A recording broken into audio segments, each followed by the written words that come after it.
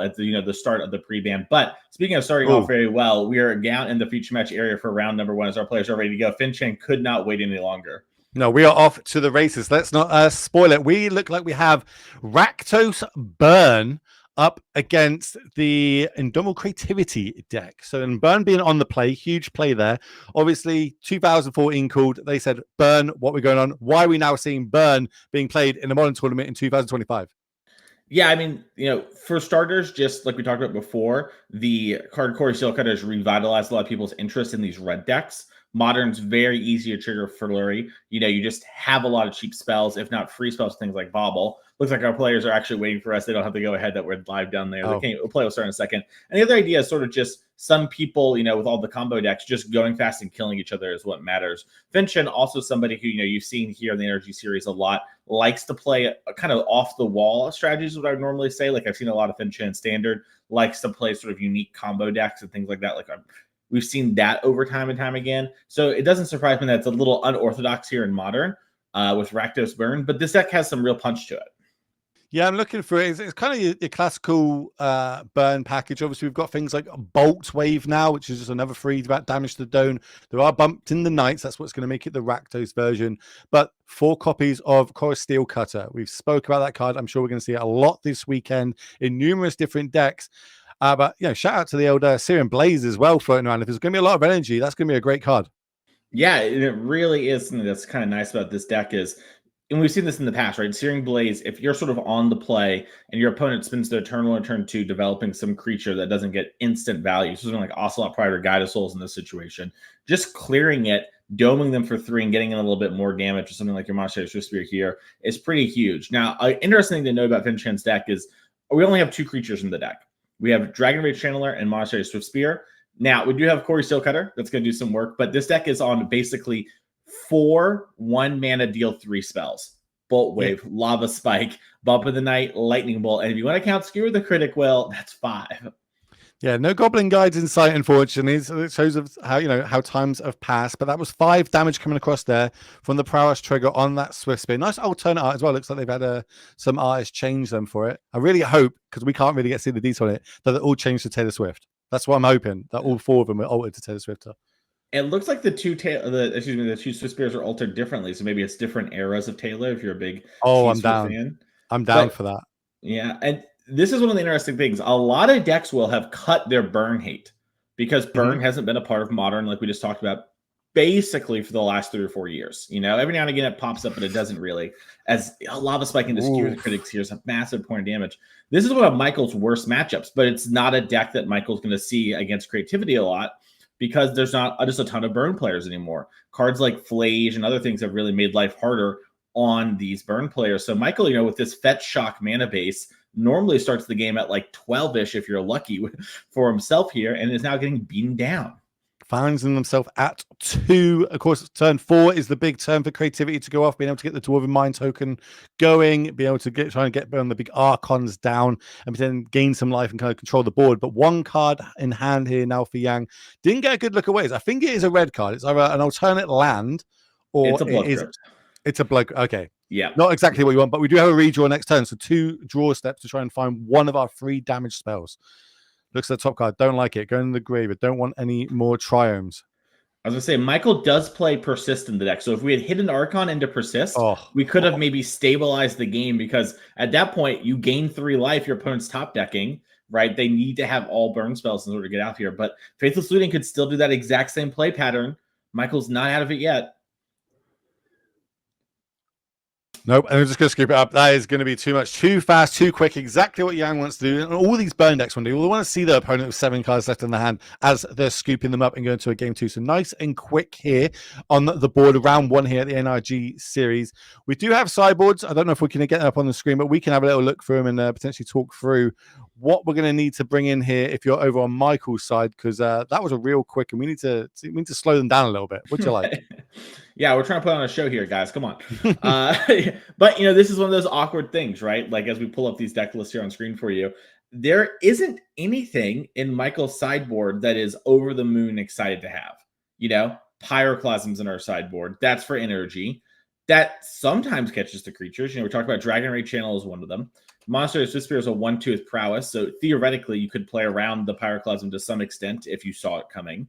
And then Corey Steelcutter, makes a creature a 2/2 with prowess. Once again, any sort of thing sort of gets there. So that's going to be sort of, one of the things that we're going to talk about. But we look at, Fin Chin's sideboard, he knows that I'm playing Bird, right? Like he comes in here prepared and has more cards for matchups like this. So, on that side of the table, there are things like Nihil Spellbomb that you could bring in if you're worried about the persist half of things. You could bring in, Magebane Lizard if you wanted to get a little bit more creatures with a little bit more poke across the board. There's a lot of things you could do, but I imagine your main game plan is really good here. So I'm looking at the.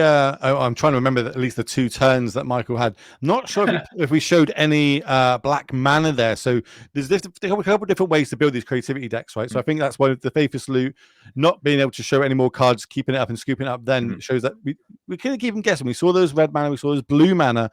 We can play around things like, now we know we've got the fatal pushes, we know that we've got persists, etc. But Yang doesn't. How are they going to be able to play around that? Are they going to play around that? Is this going to tax their knowledge of modern? Or are they just going to be like, well, I'm playing the burn deck, I'm going to make you have it every time. If you don't, you are going to lose this game and I'm going to be advancing 1-0.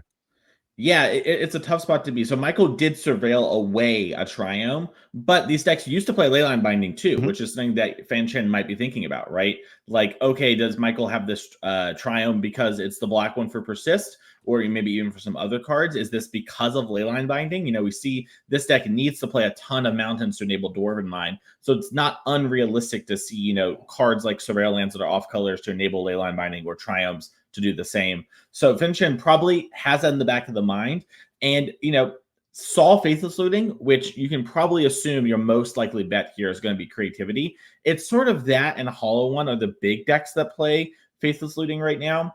So Fin Chen's probably thinking it's something in that line. And if it was Hollow One, it's a very unlucky Hollow One and a very weird start, right? So kind of has to know its creativity, and then we'll kind of think about, do I want to respect the Archon persist stuff? Especially when I'm on the draw, right? Like it's harder to bring in some of those cards I talked about when you don't get that first turn one to play the Swift Spear, when your opponent's sort of locked into either having to have one of the few 1-mana spells or playing a Triome. Can we just talk about Faithless Looting? Because as I say, we've had some bans, we've had some unbans. Faithless Looting, it's not seen as much play as I want it to play. You know what I mean? I love this card. This card was so good, so many good memories of it. And it's not really found too many shells running it at the minute. Yeah, it's a really interesting card. One of the nice things about Faithless Looting, right, and this is a big thing that players talked about when it first got banned, is it smooths your draw well, right? You draw one too many lands, things go a little sideways. Faithless Looting solves that for you. You hit the late game, once again, you drew one too many lands. All right, flashback your looting, turn those lands into spells. Great. A lot of cards in the modern design sort of space have some sort of smoothing or self-correcting to them anyways, or we're playing a lot of decks in modern that end the game very quickly. Right? Like we talked about before at the start of the metagame, we're sort of thinking of this weekend as combo versus energy versus the decks trying to beat energy and sort of other fair stuff. So Eldrazi could be something in that regard. A lot of those decks just don't give you time to Faithless Looting. So Faithless Looting, I think, a lot of the cards in sort of current design era are a lot stronger, and, they lead to running away with games, so you don't need Faithless Looting quite as much. But I think looting would still be really good if we saw a slower metagame. Imagine this creativity deck when everyone was trying to play 4-color, like we saw back in the MH2 times. That would have been a really powerful card in that deck and would have seen a ton of play. Well, we're kicking off here. Game number 2. Michael on the play. 1 game down. Just going to start off with a Triumph, and then on the other side, we're going to get a Swift Spear on the battlefield and turn that sideways, dropping Michael down to 19 as draws for the turn. Fin Chen did pick up a Dragon Rage Channeler there for the turn. You saw there's a little bit of thought about, do I want to play this DRC now to get 2 points in next turn, or do I want to hold this to guarantee a Surveil in case something like a Renin 6? And that was a card that was very popular in creativity in the past. Now, Michael isn't playing that card this weekend, but this is a moment where you talk about Fin Chen's knowledge test really comes through there. Another Swift Spear comes down. Swift Spear. Then we're going to Bolt Wave to face. That's going to be double press, but it looks like we're going to have a response. It's going to be a Fatal Push. It's going to be a Fatal Push, taking out one of these Swift Spears. Then they're going to see the price trigger, and it looks like we're going to get in there. So 5 damage total done for the turn, dropping Michael down to 14. Yeah. Fetch down to 30. Here's the Surveil Lands. You ready for it? It's all about the Surveil Lands now. It really is, as you know, Thundering Falls, your favorite Sherlock Holmes reference coming up. But this is the interesting thing that I talked about before. If Michael's lucky, because this deck has so much fetching and so much shocking in the creativity, kind of lucky if you start off around 12-ish life, right? You're just going to do it a lot. So Fenchen, if it can get Michael's life low enough, you typically need to fetch to set up your Dwarven Mine in order to do something. And there's Pyroclasm going to the graveyard, so Michael isn't worried about this Swift Spear. No, that's interesting. That is obviously a nice clean answer. You'd probably do it now while the shields are down, so to speak, fully tapped out. But we're going to start off the turn with a Faithless Looting. Draw 2, discard 2. There's a Persistent Hand, I think. Is that an Archon as well? If there's an Archon, all we need is an untapped land, and that will, I mean, it's not exactly game, but it's really close to game on the spot. It's definitely advantage bar to Michael, but this is the difference of being on the play and draw. If this is what we do have, that's a dismember, I think. Yeah, that is a I should have asked you, shouldn't I? What member? Sorry, I'll try harder for the weekend. I apologize. No, you're good. It's okay. But why would we be bringing that one in? Obviously, it costs life to cast it if we want to get it down early. But it looks like it's important, and we just having that for extra removal because we do have black sources in the deck. Yeah, I think that's probably. I mean, that would be my guess as to sort of what's happening. We have a main deck dismember, right? It wasn't really on the sideboard, and like I talked about, Michael doesn't have a lot of sideboard cards for this matchup, so it might be a thing where Michael's like, "Hey, I just." No, this deck doesn't play a ton of creatures. I do have things like Faithless Looting. I just need to not die. As it looks like, Michael binned the Pyroclasm because we wanted the land and we had the looting as well to maybe set up some stuff. Follow-up's going to be the Dragon Rage Channeler. I love that this card's seen a little bit more play now. There was a big time in Modern where we kind of moved away from it. Now it seems to have come back in a couple of different decks. I think we might be a little flooded over on Yang's side as well. I think 2 lands in hand. Yeah, I think there's 2 now. One's a Surveil and one's a Sunbaked Canyon, right? One of the Horizon lands that will let you get a redraw. So there are worse lands to be stuck with, but you still don't want to be drawing one too many lands with your burn deck. Fatal Push is going to go at the Swift Spear. Now, does it feel good or bad when you Surveil and you leave the card on top? It really depends on your mentality. I'm going to say we wasted a card, but with Fenchen's deck, they're all also the same card. It's really bin a land or keep on top. That's kind of the Fenchen dynamic this weekend. All right, so there's a Lightning Bolt able to take out the Dragon Rage Channeler. So is this good or bad at the minute? We're able to keep the creature threat down to a minimum, as in 0, but eventually, if the game keeps going and Jan's able to just keep throwing these 3 damage spells to the face, Michael's not going to get to that 3rd land, not going to be able to get to the 4th land, not be able to get that creativity fired off. Yeah, I think that's the biggest issue right now, because you remember Fenchen also has burn spells that can target the dwarf. Ooh. We'll get that fixed real quick. Yeah, that's going to be an easy one to fix. They're just going to end up shuffling the deck, I imagine. Yeah, I mean, there hasn't been any scrying. Very simple fix, we have judges nearby to help talk this. We'll, let these players go through it really quick. It won't be the end of the world. They know where all the cards are. But like you were saying, it's going to be really hard with 3rd land. Fenchen also has Bolt in hand as the last card, which means if Michael fetches, and like we talked about, Michael plays a bajillion fetches, then we're going to go down to 6, which means any burn spell kills us. But also we probably need to fetch to get the Dwarven Mine. But also if you go for the Dwarven Mine and, Fenchen floods out and destroys a bunch of lands, we can bolt the dwarf before creativity resolves. So yeah, you will, get to hit him for 3, but you won't get Archon either. So Michael is in a really precarious spot. Missing that land drop that turn was really bad for Michael. Yeah, and in hand, I understand why we kept the hand. Double lander with Faithless Looting. Yeah, it all makes sense. We've all been there. We would all probably do it. Just it's getting a little bit awkward at the minute. We really need to start hitting lands and this turn. That's going to be Persist going to the graveyard. One more card, I think. And Prismari Command. Oh, I haven't seen one of those in a hot second. But we did find our land. It is going to be a Triumph. It's going to come into play tapped. End of turn, Jan's going to draw a card. It's another land. Okay, this is good for Michael at the minute. Draws a turn. That's a Bump in the Night. All right, Bump of the Night has flashback too, so if we start flooding out like we talked about, that could be lethal. Fenchen looking for lethal here. Skullcrack. So that came in at the sideboard. Yep.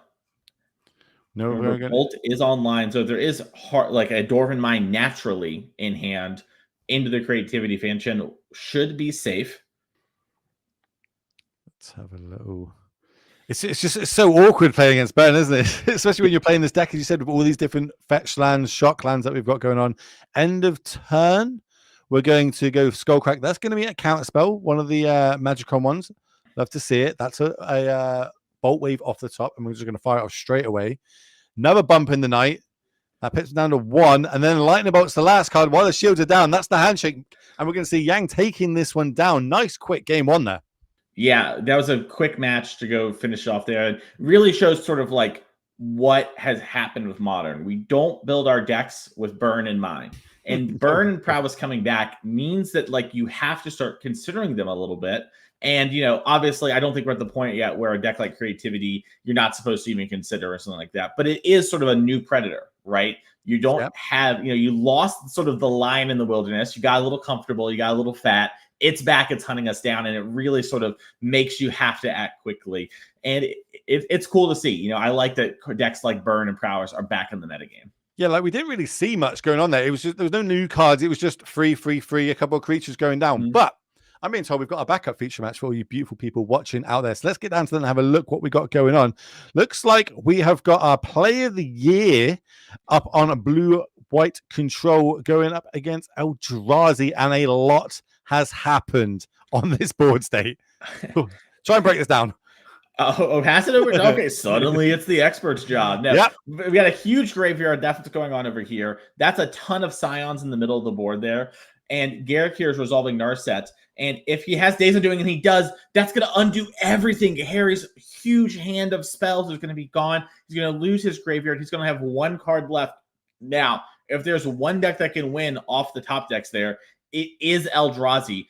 A ton of mana in play here. Looks like we have about 7 mana for normal spells, and I believe about 9 mana for Eldrazi. So not enough to do anything there. But remember, we have all those Scions in play too. That means any colorless thing is going to be good. There's an Emrakul underneath the Labyrinth.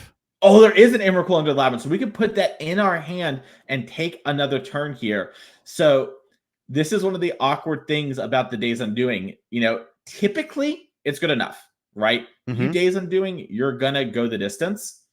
But sometimes that isn't the case. And Garrick has a handful of spells, but no mana up to do something to fight over the Emrakul. It's going to have to be all free spells. And one of those lands we've got is a Cavern of Souls as well. So this Emrakul will be able to resolve even if there was any counter magic there. So draw for the turn. Didn't get a look at what it was. It looks like we're already into Emrakul mode already. And I don't blame you. Yeah. I'd be doing it myself. Yeah, a funny interaction there. Harry tried to end of turn add Emrakul to hand using Ugin's Labyrinth, but Days Undoing ends the turn, so we have to wait till our turn to do it. So we don't get to be perfectly mana efficient, but, you know, we get to play our Emrakul the Promise in, so we'll call it even. Yeah, we'll take it. We'll just take another turn. It's all good. What else will we look at hand? It's like growths, a bit more land, and the modern mana ramp thing. If we're playing it, yeah, we've got Utopia Spools. All right, so Solitude answers the Emrakul. Garrick is at 2. So, you know, just about anything that will stick on the battlefield, if it could, will close the door. This is my favorite. This is my favorite. Take my opponent's turn. Let's do this. How bad can this go? You can Jace yourself here, Harry. You can also minus the Narset and not take anything. A lot of plays. You have a bunch of counter spells. You might be able to counter everything. Like you cast your Narset, then you counterspell, spell snare the counterspell the Narset, and then Garrick has no cards in hand. So we're going to play the first Narset. Not using the one that's on the board. Sure, that gets rid of that. Okay. No, we've got an active Jace the Mind Sculptor as well. Hold on, we got Burn and Jace the Mind Sculptor in our round 1 feature matches here. Let's go. Let's go. Boomers unite. Chat, let's get some hype going on. We get Oh, I see. We're Jace brainstorming. Okay, we have a fetch land, so we can shuffle away some of the good cards. So I was gonna say we probably actually just want to. Well, it's weird because once again, you do kind of want to cast something so you can start using the counter spells on Garrick's own things. So putting back all the spells there might not actually be exactly where you want to be, but it's really hard to play these Emrakul turns well, especially when your opponent has so many resources. Using the fetch land as well means we get to look through the deck. This does look like it is game 1. Round number 1 as well. Yeah, the real question is, how is Garrick winning the game? There's Jace, the Mind Sculptor Ultimate, but also one of the interesting things about Control over the last sort of, couple of months, Will, is that it's really become like an Isochron Scepter or Orim's Deck for the most part. That's what a lot of players are doing. And just sort of prison decks, actually. Lock your opponent out of playing.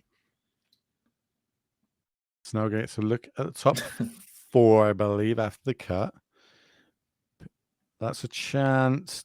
A counter spell, Solitude, and a land. Don't want any of those. Weird. Shuffle them up, pin them at the bottom.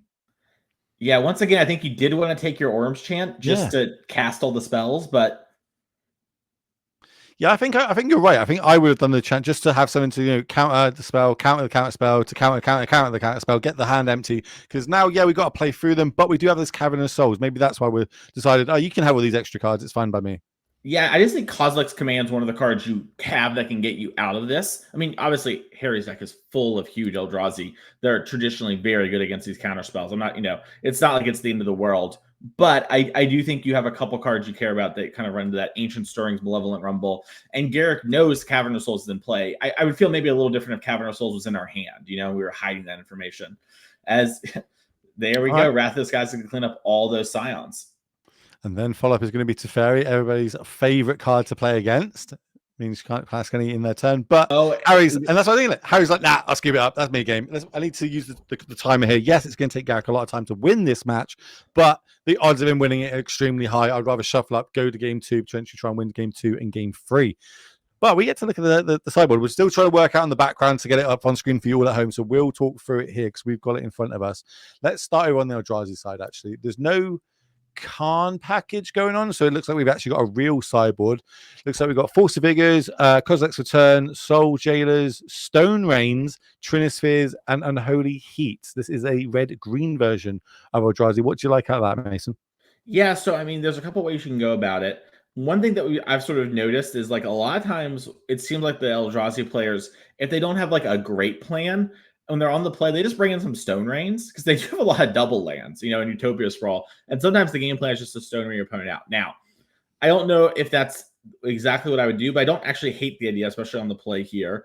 Trinisphere is also a card you can do to make some of this cheap interactive stuff really hard on your opponent so they, can't use their 1 and 2 mana, interaction, or free in the case of, Solitude. So I think we might see some of that stuff come in. Because we have these 3 Kozilek returns that don't really do anything. So that's really the one card in our deck that is a blink in this matchup in our main. So I want to just replace those, whichever one of those you think is better. If you like Trinisphere, you like Stone Rain, however you want to play it, that's what I would do. I kind of lean, I think, towards having Trinispheres, but I don't hate Stone Rain on the play, especially. If you go turn 1, like land, turn 2, double land into Stone Rain, in order to, blow up your opponent's first turn play. If you have something like a Sowing Myco spawn that can either ramp you up or potentially get kicked later to keep that mana denial going, that's going to be hard for Garrick. Garrick does need to sort of cast these big planeswalkers and do that kind of stuff to win. So depends on how you want to play it. Let's go over to his side and let's see what he's got in his sideboard. We've got Celestial Purge, Consigned to Memory, A Day's Undoing, Force Negation, Subtlety, obviously Kahira, Surgical Extraction, Supreme Verdict, and a Teferi Time Raveler. Anything there that's definitely coming in? I mean, for Consigned to Memories, they're there to beat up on these Eldrazi, these Chalice of the Void decks. Obviously, no Chalice of the Void here today, but it was sort of one of the goals of a Consign.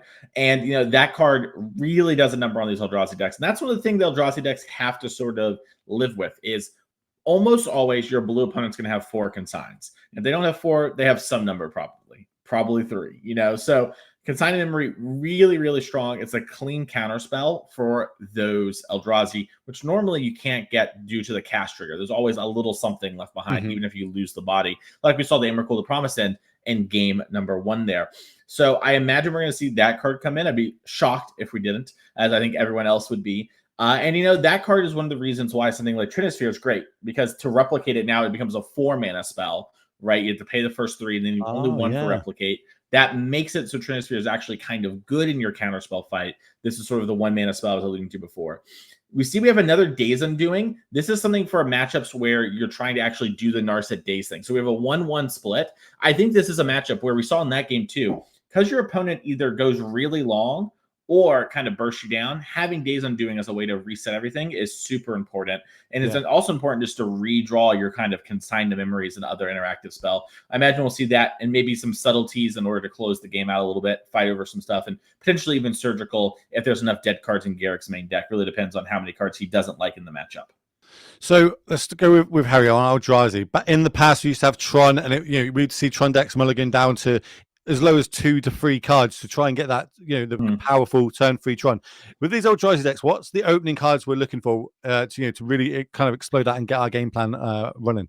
You really want, I mean, ideally you want something that lets you accelerate ahead. So that's Ugin's Labyrinth plus a 7-mana colorless spell. So you have a double land, or something like Utopia Sprawl. Those are kind of the things you're looking for. Something that sort of puts you ahead. Talismans could do the same thing as well. This one's playing the green-red talisman. Those are all sort of things you're looking for. You can't go down to 2 or 3 like Tron can and be happy about it.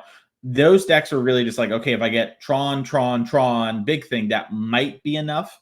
In general, that's just kind of not enough these days in Magic. But this Eldrazi deck can easily mulligan to 5 and still do really well. Has Ancient Stirrings and Malevolent Rumble. There we go. There's that double mana into the talisman.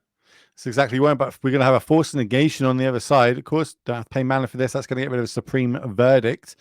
We're going to draw for the turn. I think that was a subtlety that was drawn. I'm looking at the deck list. No Karns of any type. Why do you think that is? Is this just the way the meta is shifting, or is it is that time past? Is it not going to be good at the current? Yeah, it's interesting. Karn is a really powerful planeswalker, especially in certain contexts. There aren't as much need for Karn's passive right now, despite Mox Opal getting unbanned, right? It's surprising, actually, how the Affinity deck does not fold to a Karn passive. And then it's really bad against things like Energy. You just don't have anything that you're super excited to search up out of your sideboard. It dies pretty quickly and is a little clunky. So players have been preferring to have things like Writhing Chrysalis in their deck that actually impacts the board and matters in those kind of matchups. So it might be surprising if you haven't catched up with Modern over the last 2 years. It's definitely like a metagame thing. We saw Underworld Breach running around. That card was very popular. Ooh, okay, right here. While the shields are kind of down, we're going to try and go for Kozilek's Command. But unfortunately, that Consignment to Memory is in hand, only costing 1 mana and being able to counter everything that Harry did for his end of turn. Now we're going to get the second Surveil. How many Surveil lands do you reckon is optimal to play in an aggro deck, a mid-range deck, and a control deck? So a control deck, I kind of think you're free rolling 2 or whatever most of the time. Although, to be fair, control decks need to interact early, so you could make an argument maybe they should have less. Aggro decks, I think 2 is pretty free, and mid-range 2 is kind of where you're at. With this reason I say 2 is kind of free in an aggro deck is just because you want something in the mid-game to take over. I think it's totally reasonable just to play 1. As Gyro Reach Sanitarium, that's a strong utility land that could turn into a huge issue later. Yeah, especially this is I would say the Days Undoing Narset kind of lock control deck, so that land can really come into it, really lock Harry out of the game if we can get it going. But we need a lot more turns before that happens. But Harry's not really doing anything; just land go, land go, land go. Yeah, we had a lot of mana, and we think we're really hoping in Kozilek's Command to kind of go the distance. Harry forced Garrick to have Consign or Bust there. Harry was going to get about 3 spawns probably and get to scry through, draw a card, and was kind of hoping that to go the distance. As we see, Harry picks up Stone Rain. Looks like Harry did decide to do that. One of the awkward parts that we didn't mention a ton of is your deck's kind of a 3-color deck. You're green, red, colorless, and you really need a lot of colorless to cast your spells. So this Stone Rain isn't even castable. And you'd love to Stone Rain something like this Sanitarium and sort of, have a counterspell be used on it if that's all Garrick has, or potentially free yourself up there. But how long do you reckon till the back of Magic cards get that 6th color, the colorless on the little diamond? Yeah, I think colorless is all, the back of the Magic card's probably not changing anytime soon, but we do have the 6 really questions on the 7th in my mind, Right, which Harry's trying his best. We went from Malevolent Rumble. That got carried with the snare straight away. Nice, quick, easy 1 mana answer. Does look like we got a Loam revealed in hand here for Garrick. We're going to just cycle that for an island. Make sure we hit our land drops. And we're going to shock it in as well. Never good news for Harry, especially with not any pressure on the board to start attacking that life total. Yeah. And if you're Harry, you're really hoping that this is just counterspell plus, Sanitarium activation. We have a bunch of dead cards in hand. But I think Garrick's just holding up Solitude / a bunch of interaction and just knows the 2 life is so unlikely to matter compared to just having the mana. We're going to put the Kahira to hand. Pass the turn back. 4 mana left open. Now, is this going to be a turn that Harry wants to kind of fire off that command that we've got in hand? Yeah, one of the things you typically try to do against these counterspell decks is you do a thing into a thing that matters, right? That way your opponent has to have double answer and their mana is a bit more constricted. So this Sanctum of Ugin is going to actually trigger because we use 7 mana on the Kozilek's Command. That's going to let us search our deck for a 7-mana colorless spell. And the options are Devour of Destiny, Emrakul, Sire of Seventh Deaths, World Breaker. And then Excuse me, it is any color spell. You just have to play a 7 or greater. So we're actually getting Sowing Myco spawn. Oh. That is my bad there, but that's a great one for sort of just, making sure our opponent loses everything. Now, Garrick might have, a consign or something, but if it isn't consign, you're going to get to blow up a land and search. And you don't really want to counterspell the 3/3. It's not the world's greatest card in the world.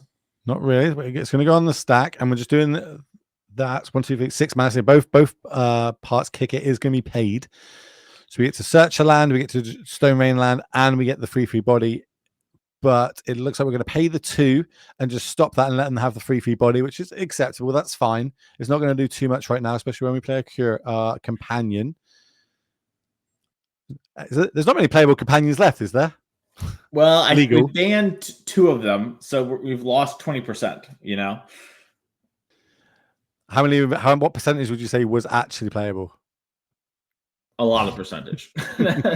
Diplomatic, I like it. Okay, we're going to attack this in. That's going to get blocked with the cure. Nice 1-for-1 there. Gax just really looking for one of his powerful planeswalkers to start trying to pull away with this head and take control of it. At the minute, it's quite low on resources in the hand. If Harry can keep playing threat after threat, making him have that answer, might be able to pull away. That Stone Rain not looking great at the minute. Ooh, graveyard check. Is this going to be? Are we Emrakul? Yeah, Emrakul's underneath, so we can always get that later. But we have another one in hand. Just making sure we got the types for 1, 2, 3, 4, 5 types. Yeah, it looks so. And then we have a bunch of double lands. But the third consign to memory in hand here for Garrick.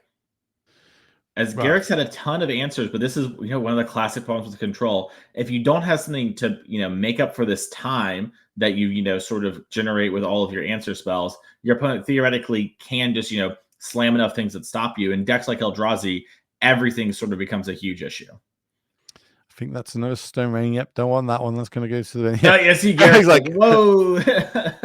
This is not the matchup for it right now. At least not in the late game that we're currently in. That shows how many dead cards there were in the main deck that we had to just bring a few extras in. Obviously, Trinispheres probably would have been a lot better in this situation, but here we are. Going to start off the turn with a Rumble. That's going to catch a Force of Negation. So that should be exiled. Then we're going to cast the Stone Rain. Yep. That does resolve. That's kind of fine. We're all right with that. Yep, there we go. Exiling the Rumble. And remember, Harry does have that, Emrakul underneath the Ugin Labyrinth at the bottom of your screen. There's enough mana to cast it.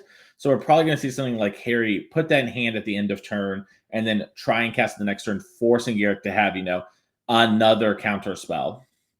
It's 2 cards in hand, and one of them is a counter spell. The other one was the land that we drew for the turn. Plane's going to play that for the turn. 1 card left. That Emrakul does go to the hand, like you said. Here comes the mana check. It's a lot of mana. So it gets countered. So the body's going to not resolve, but the trigger will. But yeah, but Garrick has nothing in hand. All right, so you get to cast the Orb's Chance and make a discard. 13 mana discard spells. That's where we're at currently in 2025. Oh my goodness. Oh no. Jace the Mind Sculptor off the top, straight into the brainstorm mode. Look at the top 3, put 2 back on top. That's a huge upset there for Harry. Did so much, was able to get back into it with all that early flood. But here is that Planeswalker into a stock up, one of the highlight cards currently in Magic the Gathering. What a corner has just been turned. Yeah, I mean, this shows like Garrick's deck does have ways to fuel up. We talked about before, you have all these answers. You need to have something that can take over the game. Garrick has them. He just didn't see them early. And now Jace Brainstorm into stock up just means we're going to find a bunch. Now, notably, Garrick took a land off that stock up. I think because we grabbed Counterspell, just trying to make sure that this Jace the Mind Sculptor does not die. Yeah, I think you're correct in there. So we're going to go Sprawl. That's just going to add a little bit of ramp. That's fine. Choose whatever color you want. Don't need to counter that. What are those last 2 cards in the grip? 4 mana, 6 mana, 7 mana. That's a Sire, I believe. Sire of the 7 Deaths. 7 Deaths. All right, Mason Clark, the coach himself. Name all 7 abilities. Go. Reach, Vigilance, yes. Trample, Lifelink. Yes. That's 4 of them. That's 4. Ward 7. Yes. Did I say haste? You have not said haste. Haste, and I don't know the No, last one. there is no haste. Oh, no haste. Okay. Think two Well, abilities that it just shouldn't have. Oh, okay, it's on screen for everybody to have a little look at. First Strike and Menace. Why does this have Menace? Menace makes sense. I mean, it's the sire of 7 deaths. That just goes without saying. It should have Menace 7 or something. Super Menace. What card is it? There was a card that's like it needs free. Oh, Troll, isn't it? Yeah, Troll of Kazaldon, banned in Legacy. As we see Narset come down, and this is, Garrick.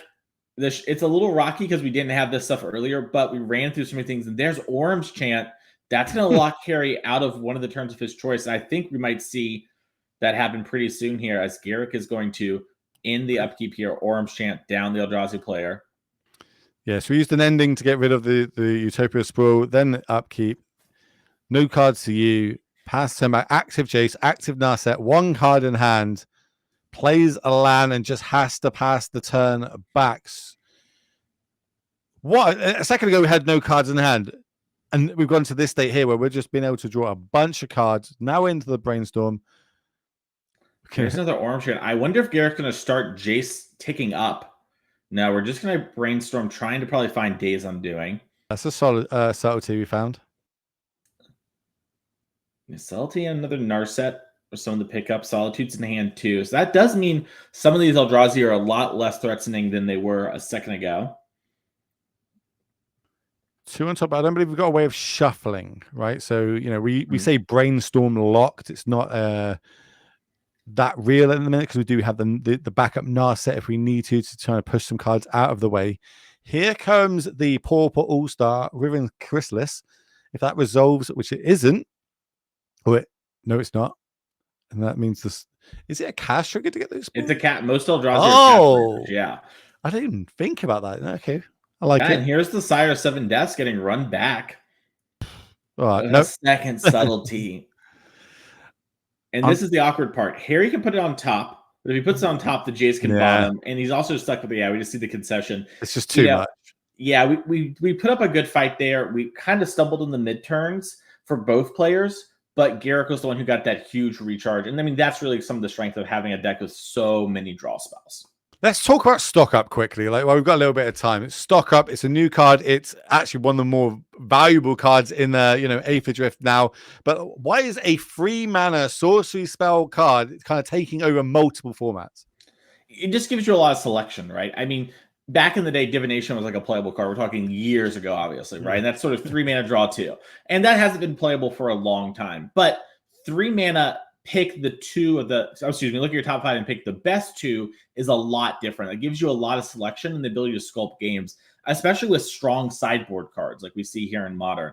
And so it's really a way to, we're seeing this deck sort of, it wants to find the specific tool for each matchup. So having something like that, and this deck does actually sort of play like a prison-y combo deck, right? If you get Narset Days Undoing, that locks your opponent out for the most part. Isochron Scepter or Orm's Chant, that locks your opponent out. So actually seeing 5 cards and getting 2 of them can be sort of game winning in comparison to even like maybe 2-mana draw 3, right? I'm not saying that card wouldn't be playable. I'm just saying of the 2 cards, you actually maybe want the card that just lets you pick the 2 best ones.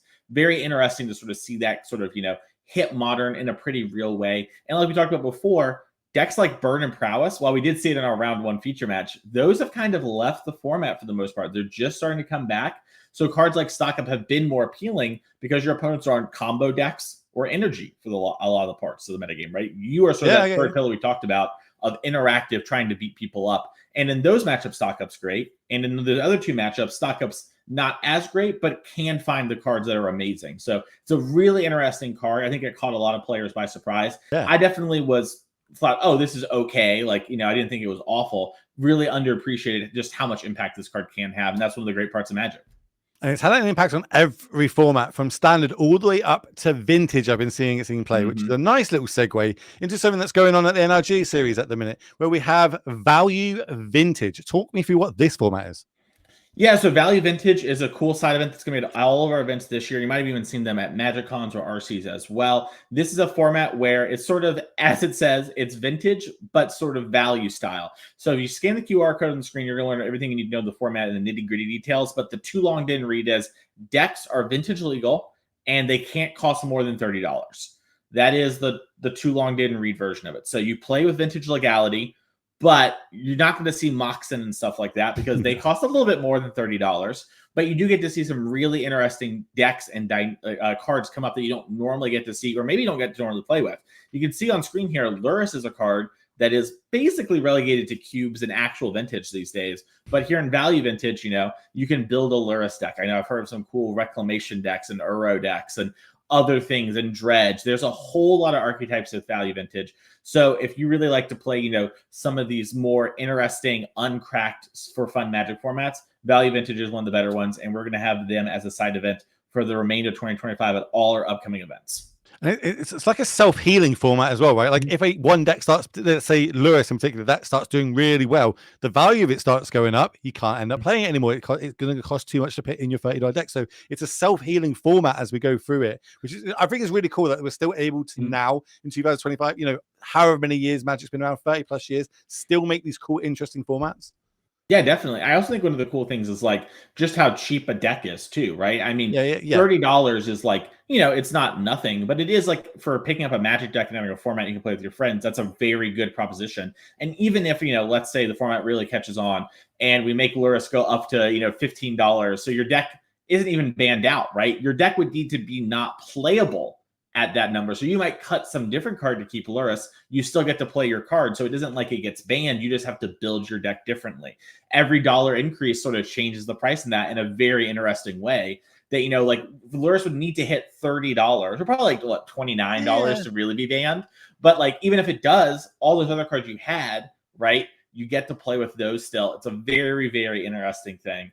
And it's super cool to see that format.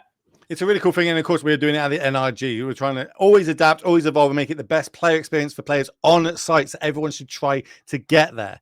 Because this weekend, we've got 148 players in the room battling out today in the modern 10K. But we will be coming back tomorrow for some standard action. Obviously, there's a lot of standard going on at the minute. There's a lot of talk as well at the minute because there's a new set coming out soon that everyone's kind of happy about.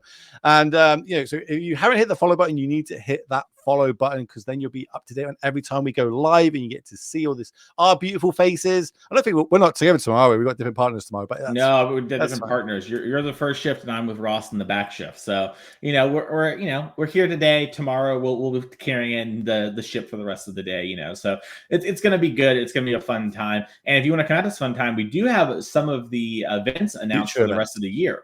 That's where we're going. We are obviously coming to the end of the first part of the year, so we're going to announce the second part of the year. 4 more dates to finish off this year. Start firing off and trying with these names, Mason.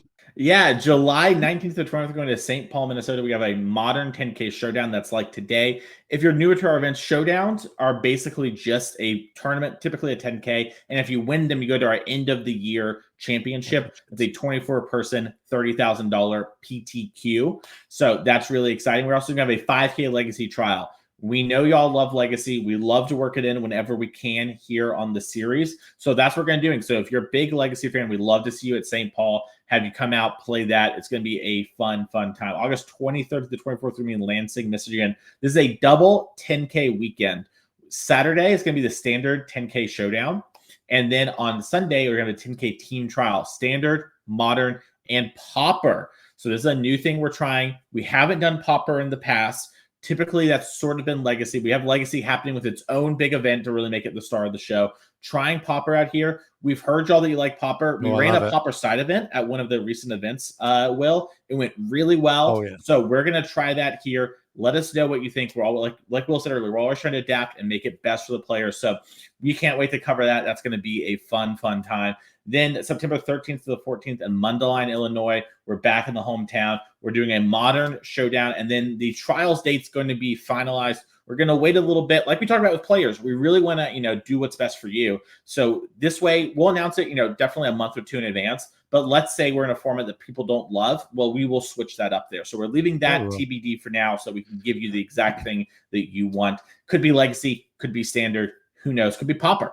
I say could be Pauper. Let's go, chat. Come on, get this Pauper hype going. Value Vintage. November 1st to the 2nd, we have Elmhurst, Illinois. We have a 10K team showdown. Now, it's a team showdown. Well, that means you and your 2 friends would all qualify for that end of year $30,000 PTQ. This one's a bit, also trying things out here. Standard sealed modern. So you see, we're really experimenting with the team trials, trying to see what players like as well. So we're going to bring some sealed. We've heard players like sealed. We're trying it out again. And then 10K modern showdown on the 2nd of November as well. Of note, too, we have one more event with the first half of this year. We're going to Indianapolis, June 28th and the 29th. We're going to have, I believe it's a modern 10K on Saturday. A standard 10K on Saturday. And then Sunday, we've heard they all like sealed, so we're really experimenting here. We're doing Final Fantasy Team Sealed Showdown. Remember, Showdown means you and your 3 friends will all make it to our end of the year championship, and this will be with the new Final Fantasy set. This will be post Pro Tour as well, so it'll be pretty interesting to see what innovations we get out of this. We saw our Dark Confidant, is in standard. You and I will use that to kill some airtime, so we won't talk about it right now. But it looks like Final Fantasy is going to be an exciting set, and so I'm excited to see everything that comes out that weekend as well. So I got to let the cat out of the bag here. I've never played Final Fantasy, but I love seeing all the hype behind it and everyone really love it, because it's not like I'm a big Lord of the Rings guy, right? Like, I love Lord of the Rings. That set, this is what I imagine everyone's feeling, like how I felt for that set.